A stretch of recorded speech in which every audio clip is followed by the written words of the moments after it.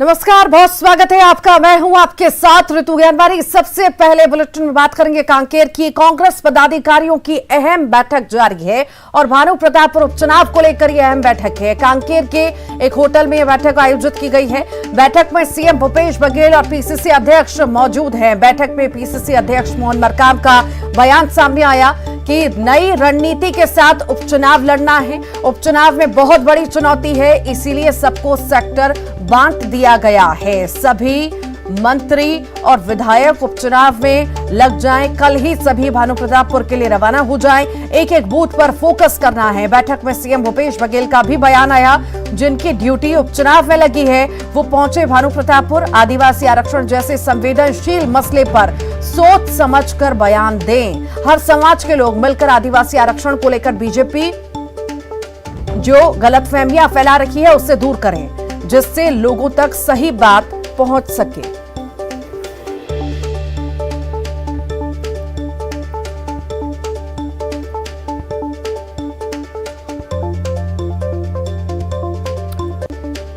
तो अहम बैठक जारी है। कांग्रेस की इस वक्त की बड़ी खबर आपको बता रखे हैं। कांकेर से ये खबर है। बैठक में सीएम भूपेश बघेल मौजूद हैं। बड़ा बयान उनके द्वारा भी दिया गया है। सभी उपचुनाव के लिए प्रचार में जुट जाएं। ज्यादा जानकारी के लिए ममता लांजेवार हमारे साथ जुड़ गई हैं। ममता, चुनाव नजदीक है। उपचुनाव को लेकर दोनों ही पार्टियां जोर शोर से ताकत लगा रखी हैं। अहम बैठक कांग्रेस की ओर से और कई सारे बयान जो हैं भूपेश बघेल द्वारा भी दिए गए हैं।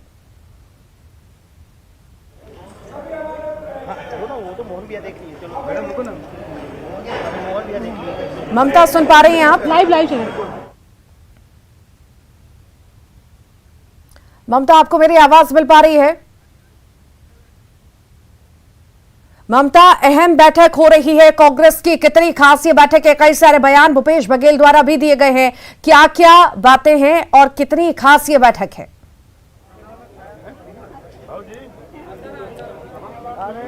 देखिए, मुख्यमंत्री भूपेश बघेल ने अभी कांग्रेस के पदाधिकारियों की बैठक ली है और बैठक के बाद वो रवाना हुए हैं। और यहाँ पर आप देखेंगे कि फिर से एक बैठक हो रही है। पीसीसी चीफ मोहन मरकाम यहाँ पर मौजूद है, अनिला भेड़िया मौजूद है, मंत्री शिव डहरिया यहाँ पर मौजूद है। और आरक्षण के मसले पर खासतौर पर बातचीत हुई है और कवासी लखमा भी मौजूद है।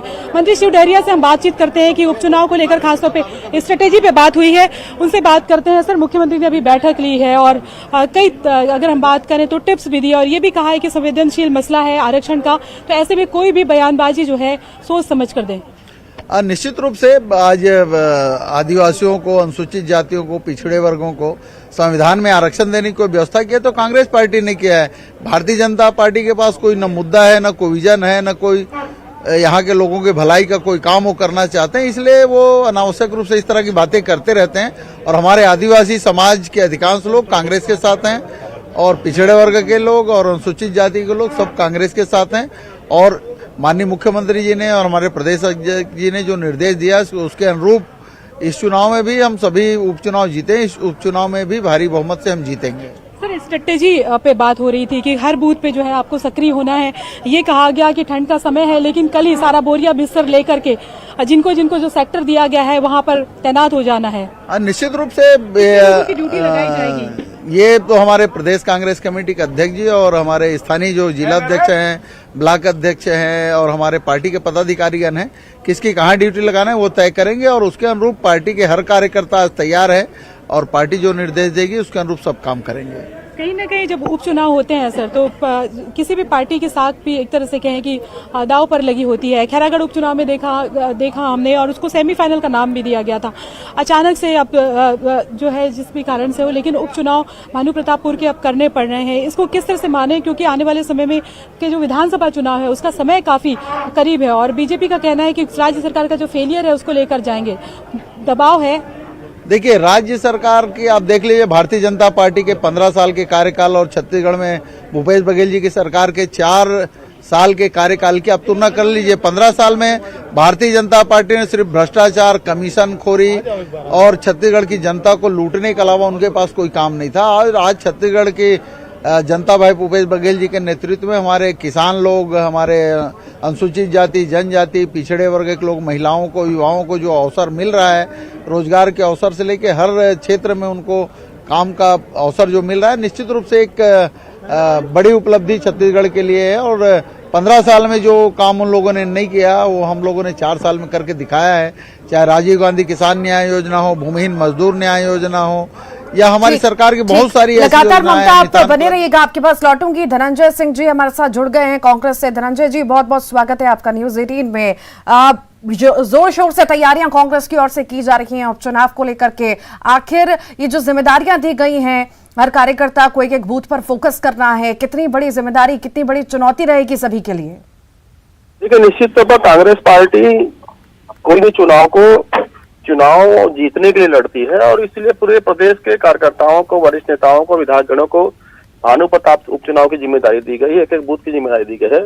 और हमारी सरकार की योजनाएं हैं, जो 4 साल में हमारी सरकार ने जो यहाँ के जनता के लिए जो काम किया है, आदिवासी वर्ग के लिए काम किया है, उसको लेकर कांग्रेस संगठन की जो रणनीतिक तैयारियां हैं, उसके दम पर हम भानु प्रतापपुर चुनाव को ऐतिहासिक मतों के साथ जीत दर्ज करेंगे। और भानु प्रतापपुर की जनता जो इसके प्रति, मनोज मंडावी के प्रति जो उनकी प्रेम का भाव है, जो सम्मान का भाव रहा है, और मंडावी जी की पत्नी वहां चुनाव लड़ रही है, तो निश्चित तौर पर एक रिकॉर्ड मतों के साथ वहां पे जीत दर्ज होगी। और भानु प्रतापपुर के जो विकास के सपने मनोज मंडावी जी ने देखे थे, जो भानु प्रताप के विकास को उन्होंने आगे बढ़ाने का काम किया था, उसको और गति मिलेगी।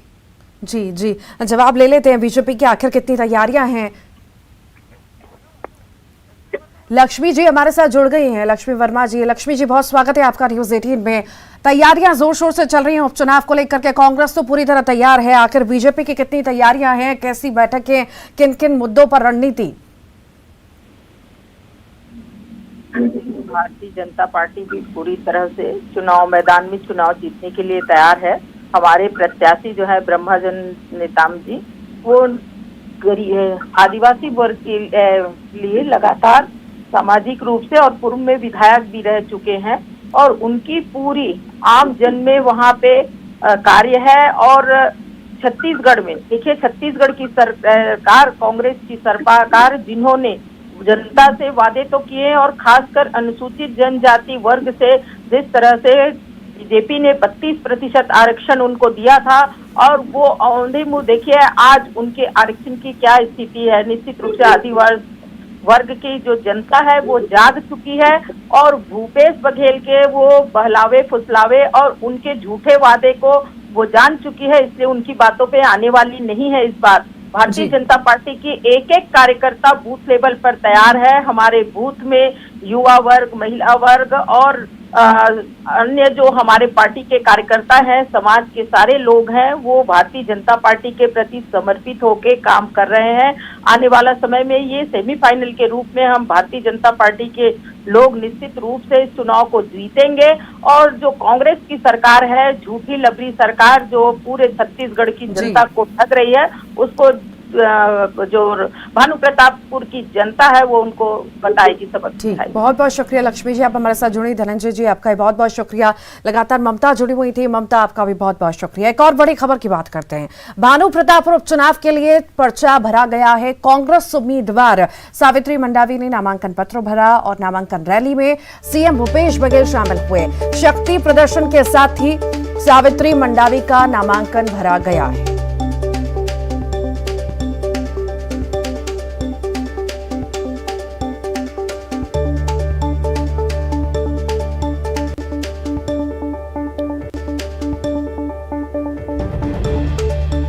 मौजूद हमसे बात करते हैं। भानु प्रतापपुर का नामांकन भरा है। सर, नामांकन हो गया, आगाज हो गया चुनाव का? जी, नामांकन हुआ है, नाम वापसी बाकी है। नाम वापसी के बाद ही स्थिति स्पष्ट होगी कितने कैंडिडेट हैं, किसको क्या क्या चुनाव चिन्ह मिला है, और उसके बाद फिर चुनाव का आगाज होगा। किन मुद्दों को लेकर जाएगी सर कांग्रेस? देखिए, पहली बात तो ये सीट रिक्त हुआ है मनोज मंडावी जी के निधन से, तो एक जो मनोज मंडावी से पारिवारिक संबंध भानु प्रतापपुर की जनता की रही है, और साथ ही जो हम लोगों ने भानु प्रतापपुर विधानसभा में जो काम किए हैं, मनोज ने जो काम किया है, वो हमको जीत दिलाएगी। सर, जो उपचुनाव है काफी इम्पोर्टेंस रखते हैं, सरकार के काम पे मुहर भी लगती है। खैरागढ़ के चुनाव हमने देखा है कि जनता ने मुहर लगा दी है। भानु प्रतापपुर का जो चुनाव होने वाला है, क्योंकि विधानसभा चुनाव काफी करीब है, अब अगर देखा जाए तो क्या इसको माने, उसको सत्ता का सेमीफाइनल कहा था, इसको क्या कहा जाए?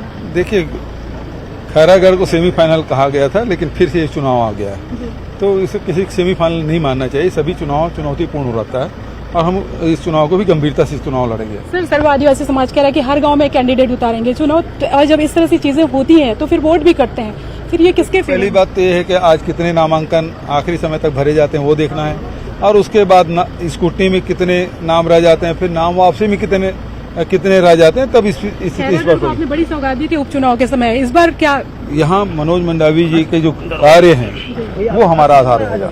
तो ये है मुख्यमंत्री भूपेश बघेल, और उन्होंने कहा कि ये जो उपचुनाव है उसमें मनोज मंडावी के जो काम है वो बड़े आधार होंगे, और उन्होंने कहा कि जाहिर तौर पर खैरागढ़ को सेमीफाइनल कहा गया था, लेकिन हर बार चुनाव आते रहते हैं और सरकार के कामों पर मुहर लगेगी। कैमरा पर्सन रोहित श्रीवास्तव के साथ ममता नाजिया, न्यूज़ 18 छत्तीसगढ़, रायपुर। तो वहीं भानु प्रतापपुर उपचुनाव की जंग में बीजेपी भी अपनी पूरी ताकत झोंक रही है। प्रत्याशी ब्रह्मानंद नेतार ने अपना नामांकन दाखिल किया। नामांकन में बीजेपी के बड़े नेता शामिल हुए। रमन सिंह, अरुण साहब सहित बड़े नेता मौजूद रहे। बीजेपी प्रत्याशी के नामांकन में पूर्व मुख्यमंत्री रमन सिंह पहुंचे और उपचुनाव में जीत का दावा किया। साथ ही कहा कि 2023 में छत्तीसगढ़ और 2024 में केंद्र में नरेंद्र मोदी की सरकार बनेगी।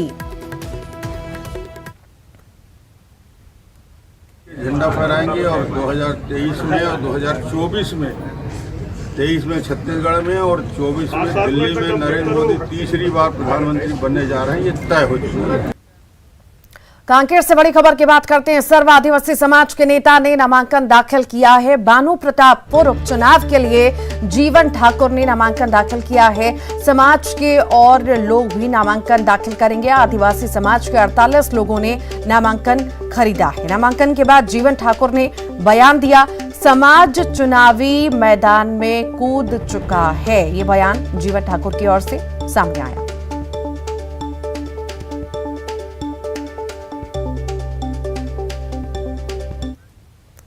धमतरी से बड़ी खबर की बात कर लेते हैं। बिना सीएम चेहरे के 2023 में बीजेपी उतरेगी। पूर्व सीएम रमन सिंह ने बड़ा बयान दिया है।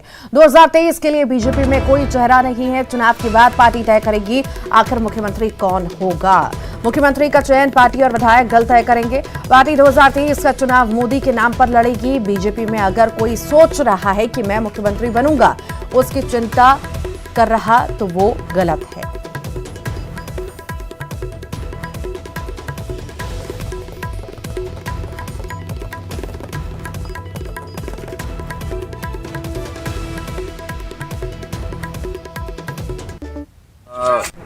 तेईस के चुनाव में भारतीय जनता पार्टी कमल निशान और नरेंद्र मोदी का सबसे बड़ा नाम, मोदी जी के नाम से चुनाव हम लोग लड़ते हैं। मोदी जी के नाम से सफलता मिलेगी पूरे देश में, उनके नाम से मोदी जी से बड़ा नाम हो नहीं सकता। डॉक्टर रमन सिंह चौथी बार सीएम के दावेदार रहेंगे। डॉक्टर रमन दावेदार नहीं है और भारतीय जनता पार्टी में कोई दावा करता नहीं।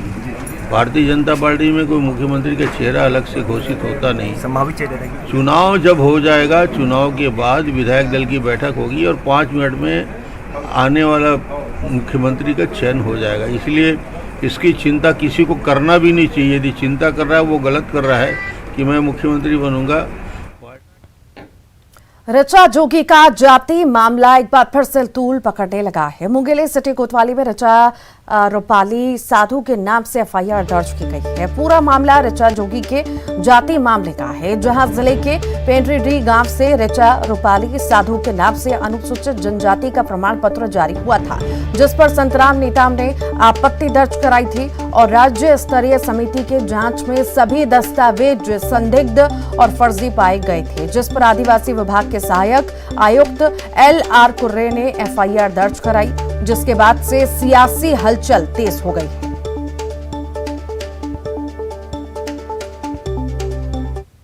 छानबीन समिति राज्य स्तर की जो है उनके द्वारा जो रिपोर्ट प्रेषित की गई थी उसमें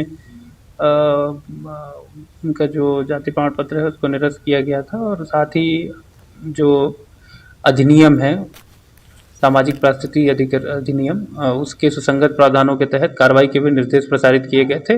उन्हीं निर्देशों के परिपालन में यह कार्रवाई की गई है। जिला स्तरीय जो हमारी समिति है उसके सचिव को अधिकृत किया गया था अग्रिम कार्रवाई हेतु, जिन्होंने इस जिला स्तरीय समिति द्वारा ऋचा रूपाली साधु द्वारा अवैध रूप से अनुसूचित जनजाति वर्ग का जाति प्रमाण पत्र बनवाने एवं उसके उपयोग करने के संबंध में प्रकरण मुंगेली थाना में दर्ज कराया गया है, जिसमें थाना सिटी कोतवाली मुंगेली में सामाजिक परिस्थिति प्रमाणीकरण अधिनियम 2013 की धारा 10 के ऋचा जोगी का फर्जी जाति मामला एक बार फिर से गरमाने लगा है और मुंगेली के सिटी कोतवाली में ऋचा जोगी के खिलाफ आदिवासी विकास विभाग के सहायक आयुक्त LR कुर्रे ने FIR दर्ज कराया है और तमाम जो जांच है उन जांचों के बाद इस मामले में FIR दर्ज कराया गया है और सामाजिक परिस्थिति प्रमाणीकरण अधिनियम एक्ट 2013 की धारा 10 के तहत ये FIR दर्ज हुआ है, जिसके बाद से अब सियासी हलचलें तेज हो गई है। मैं बता दूं कि ये पूरा मामला मरवाही उपचुनाव के समय आया था, जब मुंगेली जिले के जरहा गांव तहसील के पेंड्रीटी गांव से ऋचा जोगी के नाम से ऋचा रूपाली साधु के नाम से एक अनुसूचित जनजाति का जाति प्रमाण पत्र जारी होता है, जिसके बाद संत राम नेताम और अमीर खुसरो के द्वारा आपत्ति दर्ज कराई गई थी, जिसके बाद जिला स्तरीय जांच समिति ने जांच किए थे और जिसके जांच में सभी जो दस्तावेज हैं उनकी जांच की गई थी और सभी जो दस्तावेज हैं संदेहास्पद पाए गए थे, जिसके बाद ये आज FIR देखने को मिली है। अब देखना यह होगा कि आगे इस पूरे मामले में राजनीति क्या रंग लेती है, क्योंकि अनुसूचित जनजाति के जो दस्तावेज हैं वो फर्जी पाए गए हैं, जिसके बाद से अब राजनीतिक हलचलें तेज हुई है। न्यूज 18 के लिए मुंगेली से प्रशांत शर्मा की रिपोर्ट। बिलासपुर से बड़ी खबर की बात करते हैं। FIR दर्ज होने पर ऋचा जोगी का बयान आया। फर्जी FIR को कोर्ट में चुनौती दूंगी। ऋचा जोगी जन अधिकार घोषणा से घबराई कांग्रेस सरकार, ऐसा कहना है। जोगिरिया से ग्रस्त है सरकार, कोर्ट में विचाराधीन है जाति का मामला। बिना किसी कोर्ट ऑर्डर के FIR हुई है। दुर्भावना से ग्रसित मुझे जेल में डाला जा सकता है। ऋचा जोगी का ये बयान सामने आया है। अधिकार पद यात्रा होने ही वाला है, बस उसका आगाज हुआ है और इसकी सूचना हमने दी है जनता को। तो उससे बिल्कुल पहले इस FIR का होना में यही मुझे ऐसा लगता है कि इससे ये साबित होता है कि सरकार को फिर जोगेरिया हो गया है। बिल्कुल मैं कोर्ट में चैलेंज करूंगी, वहाँ साबित करूंगी कि ये जो FIR है ये गलत है। ये क्यों ऐसा करना चाह रही, क्यों रोकना चाह रही जोगी कांग्रेस को? क्योंकि वो डरती है, सरकार डरती है हमसे और हर बार डरती आई है। जो विगत सरकार थी वो भी डरती थी और अभी जो वर्तमान सरकार है वो भी डरती है। बिल्कुल मानती हूँ और मैं ये बोलने भी वाली थी कि जो जोगी जन अधिकार पद यात्रा स्टार्ट होने से बिल्कुल पहले ये जो कार्यवाही हो रही है, FIR हो रही है, इससे यही साबित होता है कि हमको रोकना चाहते हैं। हमको जन समर्थन जो हमको मिलता है, जोगी परिवार को जो जन समर्थन मिलता है, उससे छत्तीसगढ़ में नियमितीकरण की मांग को लेकर सर्व विभागीय संविदा कर्मचारी महासंघ एक बार फिर से आंदोलन करने जा रहा है। सरकार का ध्यान दिलाने के लिए कर्मचारी महासंघ 19 और 20 नवंबर को मनोकामना पदयात्रा निकालने जा रहे हैं। चंद्रखुरी से रायपुर के बूढ़ा तालाब तक 25 किलोमीटर तक पदयात्रा का आयोजन किया जाएगा। बीजेपी भी कर्मचारियों की मांग को जायज बता रही है और सरकार पर निशाना साध रही है। तो वहीं कांग्रेस कर्मचारियों के आंदोलन और पदयात्रा को लेकर कहा कि सरकार मांगों को लेकर संवेदनशील है, साथ ही कर्मचारियों को बहकावे में नहीं आने की अपील की। आपको बता दें कि स्वास्थ्य विभाग, शिक्षा विभाग, राजस्व विभाग सहित 60 विभागों में संविदा अनियमित कर्मचारी तैनात हैं। राज्य सरकार ने नियमितीकरण की दिशा में एक कदम बढ़ाते हुए विभागों से जानकारी मांगी है। संविदा नियमितीकरण मनोकामना पदयात्रा है, जो कि पूरे 33 जिलों के हमारे संविदा कर्मचारी सभी विभाग के आएंगे और एक मनोकामना यात्रा कर रहे हैं, जिसमें सभी संविदा कर्मचारियों को नियमितीकरण का जो सरकार ने घोषणा किया था अपने घोषणा पत्र में, तो उसको पूरा जल्द से जल्द करें करके कांग्रेस ने अपने जन घोषणा पत्र में सरकार बनने के बाद अनियमित और संविदा कर्मचारियों को नियमित करने की बात की थी। 4 साल बीतने के बाद कर्मचारियों का धैर्य अब चुकने लगा है।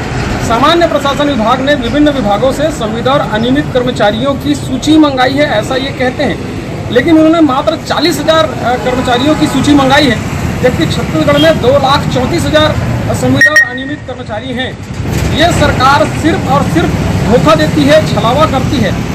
कर्मचारियों को अपने मूलभूत आवश्यकताओं के लिए भी आंदोलन करना पड़ता है, चाहे HR की बात हो, चाहे DA की बात हो।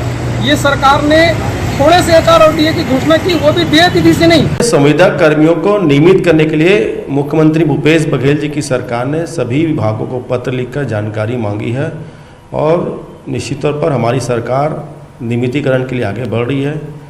संविदा कर्मियों को इंतज़ार करना चाहिए, सरकार उनकी हितैषी सरकार है। किसी के बहकावे में आकर ऐसे कदम नहीं उठाने चाहिए, इसका नहीं उठाना चाहिए उनको। और निश्चित तौर पर हम तो विपक्ष में तब भी संविदा कर्मियों की बातों को जायज़ ठहराए थे, और आज सरकार में तब भी हम उनको नियमितीकरण करने के लिए हम कदम आगे बढ़ा चुके हैं। बहुत जल्द राज्य के संविदा कर्मी नियमित हो जाएंगे, उनका नियमितीकरण की मांग। भोपाल से बड़ी खबर की बात करते हैं। स्विमिंग पूल में डूबने से रंगकर्मी की मौत हुई है। गहरे पानी में तैराकी कर रहे थे रंगकर्मी। मौत की असल वजह का फिलहाल खुलासा नहीं हो सका है। 6 अक्टूबर से तैराकी सीखना शुरू किया था। और ज्यादा जानकारी के लिए जितेंद्र शर्मा हमारे साथ जुड़ गए। जितेंद्र, तैराकी की स्विमिंग पूल में डूबने से मौत हुई है, क्या कुछ जांच में सामने आ पाया है?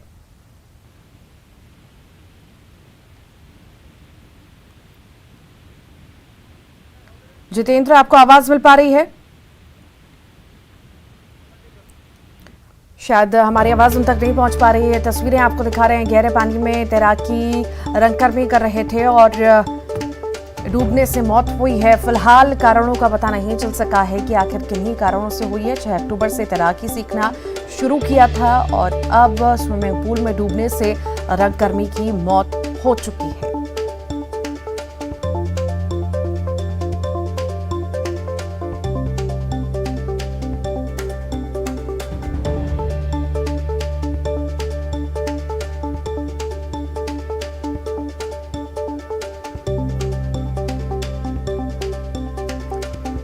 स्विमिंग पूल में डूबने से रंगकर्मी की मौत हुई है। बड़ी खबर आपको बता रहे हैं। मौत की असल वजह का फिलहाल खुलासा नहीं हो सका है।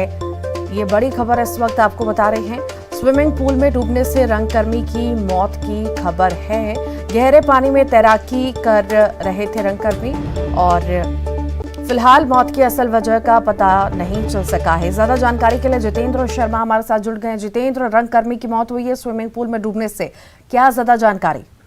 बिल्कुल, अगर बात करें तो ये घटना सुबह की है, जहां पर भोपाल के प्रकाश तरण पुष्कर में ये जो 41 वर्षीय शख्स हैं, ये यहाँ पर नहाने स्विमिंग करने पहुंचे थे। हालांकि अभी हाल ही में इन्होंने वहाँ पर ज्वाइन किया हुआ था और ये एक जाने माने रंगकर्मी थे। अभी पिछले ही जो जनजातीय कार्यक्रम था उसमें इन्होंने बिरसा मुंडा का किरदार निभाया था और हालांकि सुबह जब गहरे पानी में चले गए तो इनकी डूबने से मृत्यु हो गई। हालांकि बाकी मामलों की भी पुलिस पड़ताल करी, उसके बाद ही स्पष्ट खुलासा हो पाएगा कि आखिरकार इनकी मौत की असल वजह क्या रही है। ठीक, बहुत शुक्रिया। और इसी के साथ ही फिलहाल के लिए इस बुलेटिन में इतना ही।